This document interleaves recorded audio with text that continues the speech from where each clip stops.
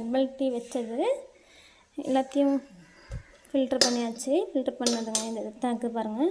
நான் ஃபில்டர் பண்ண கஷாயம் பார்த்துக்கோங்க, டீ இப்படி இருக்கா. இதில் நான் அரை லெமன் அறுத்து வச்சுருக்கேன்.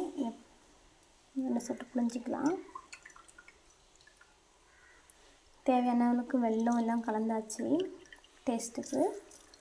பார்த்துக்கோங்க, லெமன் கலந்ததும் கலர் சேஞ்ச் ஆகுது தெரியுதுங்களா.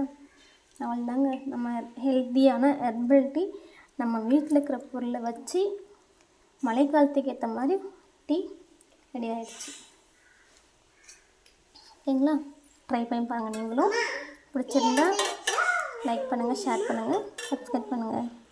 ஓகே ஃப்ரெண்ட்ஸ், பார்த்துக்கோங்க, நல்ல கலர் செம்பருத்தி பூ கலர் வந்துச்சு. இதில் எவ்வளோ